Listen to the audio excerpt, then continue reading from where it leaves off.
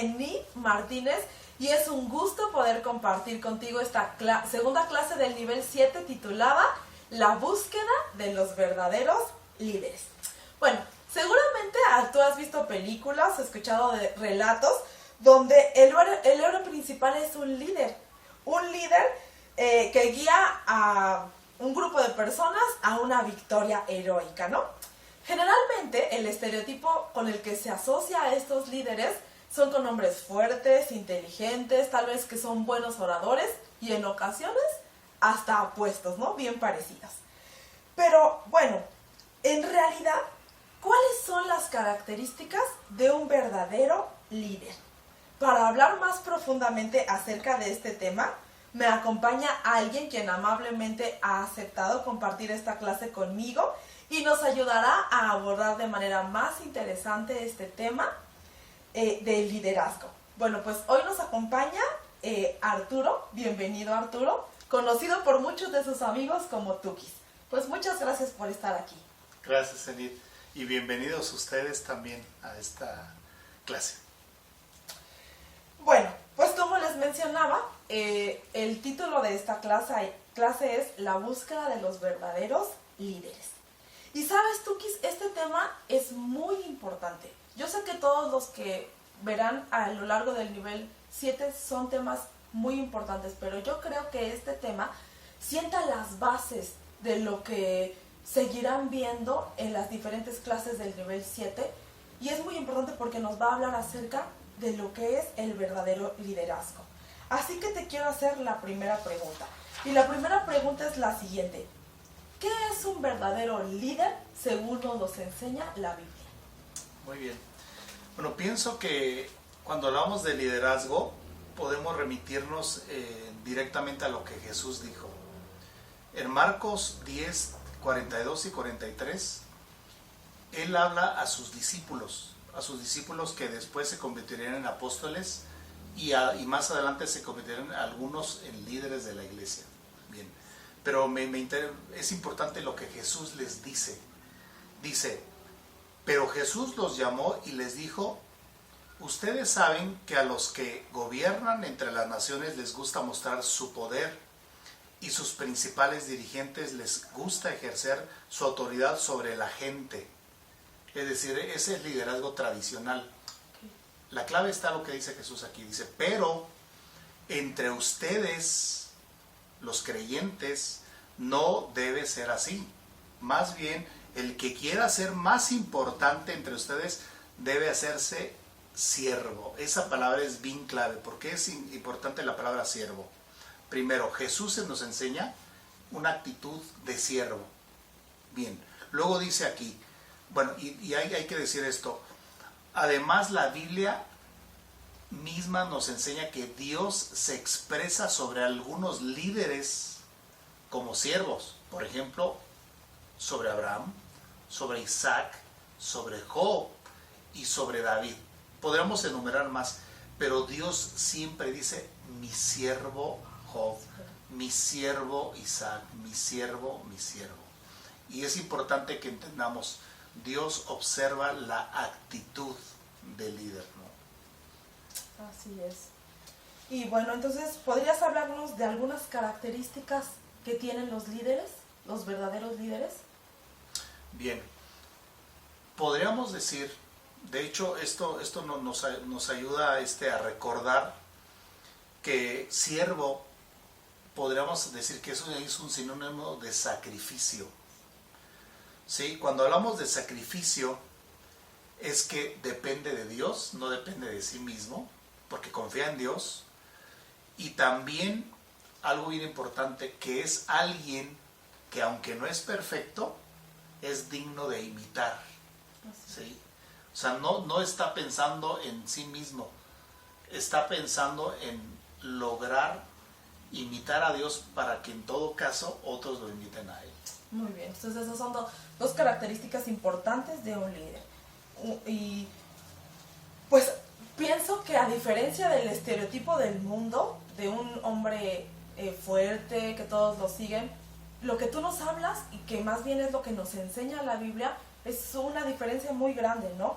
En pocas palabras, un verdadero líder es un siervo, Así ¿no? es. Y bueno, esto nos lleva a la siguiente pregunta, que sería, ¿cuál entonces es el propósito principal de un verdadero líder? Bien. No, yo pienso que podríamos contestar primero diciendo lo que no debe de pensar de sí mismo el líder. No debe pensar en su propia satisfacción, porque es una gran tentación cuando eres líder o cuando se te considera como líder, sino más bien en conciencia sacrificial, seguir practicando el carácter de Cristo en sí mismo y, muy muy importante, enseñarle este carácter de Cristo a los demás. Ese debe ser su objetivo, que Jesús sea formado en los demás, mientras él mismo se disciplina para lo mismo, ¿no? O sea, esto no quiere decir que el líder sea en su conocimiento absoluto y no necesite también enseñarse de otros. Por supuesto que necesita ser enseñado. No olvidemos que el que discipula también es discípulo. Wow. El que discipula también es discípulo. Así Muy bien. es. Y esto que nos hablas me recuerda a una frase que dijo un hombre llamado Samuel Bringold, justamente un líder destacado del Ejército de Salvación, y él habla de que el liderazgo se gana más no por promoción, sino a través de muchas lágrimas, de mucha oración, de mucho sacrificio, de mucho examen de autoconciencia para constantemente aquellos que ocupan una posición de liderazgo estar revisando que su corazón se mantenga en humildad y abrazado a la cruz, ¿no? Y entonces, la siguiente pregunta que me gustaría hacerte es, ¿el liderazgo tiene un costo? ¿Y cuál es el costo de ser un verdadero líder? Bien, yo creo que podemos recordar lo que dijimos al principio. El líder es un siervo. El siervo es un sinónimo de sacrificio. Y por supuesto que el costo es mucho, ¿sí? O sea, y el mejor ejemplo es cuando Filipenses nos dice que Jesús, siendo Dios, se hizo hombre. Sí. El mejor ejemplo de siervo que después se convirtió en el mayor influenciador de nuestras vidas, y bueno, y no solamente influenciador, nuestro salvador, fue mediante el sacrificio. Así es, perdón, Sí. solo quisiera agregar, alguna vez te escuché decir esto, ¿no? Que justamente Jesús pagó un precio muy alto por ser nuestro líder supremo, ¿no? El precio que él pagó fue realmente alto. Sin duda. O sea, cualquier líder que aspira a ser recordado tiene que pensar más bien en que no le corresponde autoproclamarse en eso, sino que los demás son los que van a reconocer ese liderazgo, pero por su sacrificio. ¿Sí? Eso es importante. Así es. Y bueno, pues hemos hablado mucho de los principios básicos de un verdadero liderazgo, pero yo creo que esta pregunta que quiero hacerte es muy, muy interesante, ¿no? Y yo creo que también ahí a los que están en casa, según nos están escuchando, yo creo que podrían preguntarse, entonces, ¿es bueno aspirar al liderazgo? ¿Es bueno desear ser un líder? Y yo te quiero hacer esta pregunta, pero más bien te quiero hacer dos preguntas, señor. La primera sería que si es correcto aspirar al liderazgo. Y la segunda es, si es correcto, ¿cuál es la motivación correcta que debe de tener aquel que aspira a un verdadero liderazgo? Bien. Bueno, Pablo en una de las cartas a Timoteo le dio instrucciones para todos aquellos que deseaban alguna actividad importante en la iglesia, es decir, cualquiera que anhela obispado está bien, ¿ok? Pero luego él da una lista de condiciones que tienen que ver con una alta moral, que sea apto para enseñar, que tenga testimonio con su familia, etcétera, etcétera. Pero algo que me llama más la atención es que Jesús mismo le dijo a sus discípulos que oraran por que Dios enviara obreros a su mies. La mies no siempre es la iglesia. La mies puede ser tu hogar, la mies puede ser al exterior. Aquí lo importante es que Dios envíe obreros. No está hablando siempre necesariamente de obreros, de pastores, sino de hombres y mujeres que se responsabilicen a sí mismos de los dones que han recibido y los ejerzan con confianza. Así es.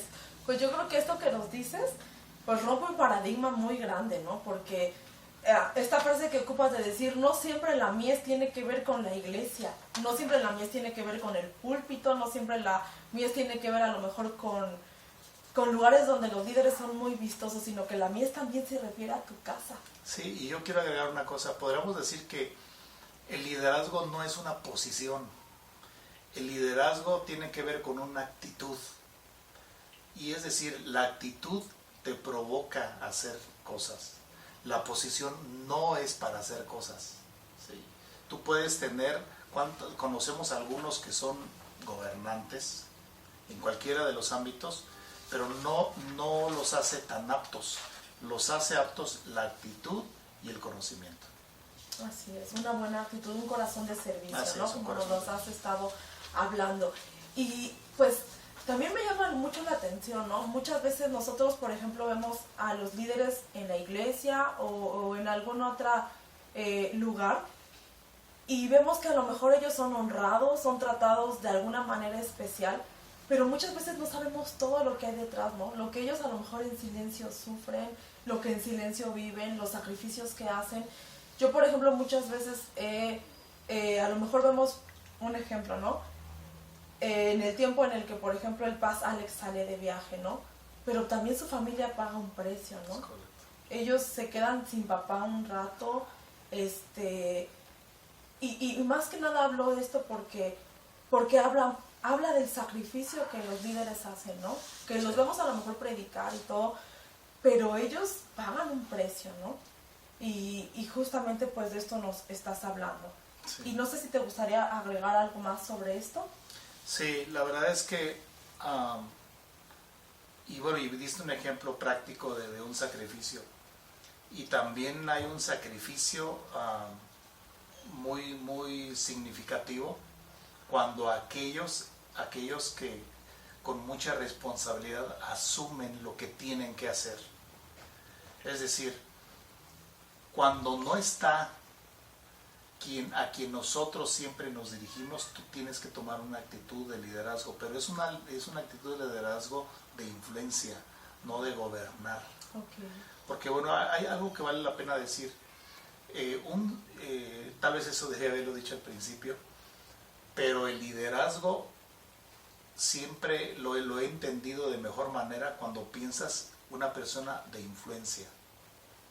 La persona de influencia es el objetivo, digamos. El título de líder, bueno, ni bíblico es, pero digo, no por eso no se entiende la actividad y la funcionalidad, que es lo que nos interesa. Pero podríamos decir que son aquellas personas que tienen mucha influencia. Ahora, esta influencia, hay que decirlo, a veces es muy sobresaliente y a veces es muy discreta. Perdón, ¿ibas a decir algo? Sí, que bueno, me gustaría que ahondaras más acerca de esto, ¿no? Okay. Del liderazgo discreto y el liderazgo sobresaliente, ¿no? Pero antes, pues me gustaría dirigirme a los que están tomando la clase y yo quiero que estés anotando, de verdad que yo creo que lo que Arturo nos está compartiendo pues puede ser muy importante y a lo mejor Dios está hablando a tu vida o seguramente Dios está hablando algo a tu vida. Yo quiero que pongas atención en esto que hasta este momento podemos concluir, porque quiero cerrar con otra pregunta. Quiero que tú nos hable del liderazgo sobresaliente y discreto y quiero cerrar con otra pregunta que es muy importante, ¿no? Entonces, quiero que hasta este momento pues retomemos qué podemos concluir. Primeramente concluimos que un líder es llamado siervo y esto conlleva sacrificio. También concluimos que el trabajo de un verdadero líder es ayudar a que el carácter de Cristo sea formado en aquellos sobre los cuales tiene influencia. De igual manera, hablamos de que quien quiere ser un verdadero líder debe de estar motivado por un corazón de servicio hacia otros. Y pues tú quisiera que nos siguieras hablando acerca de el liderazgo sobresaliente y discreto. Bien, bueno, esa es una manera de entender el poder de la influencia del líder. Normalmente en la Biblia, por ejemplo, rápidamente pensamos en los apóstoles, liderazgo sobresaliente. Pablo, liderazgo sobresaliente. Luego hay otro liderazgo un poco menos sobresaliente, pero bien influyente. Fue el del doctor Lucas. O sea, ustedes, tú y yo sabemos de la historia y de las obras de los apóstoles en Hechos, porque los escribió el doctor Lucas. Sí. Y ese es un liderazgo, una actividad de influencia muy poderosa e importante, pero más discreta. Ahora, en el mismo Hechos hay una historia que me encanta. Hay una mujer que se llamaba Lidia, o Loida, perdón, aquí no recuerdo bien, pero habla de cómo fue influenciada por una predicación de Pablo, se convierte, pero luego más adelante registra que ella tenía una influencia en hospedar.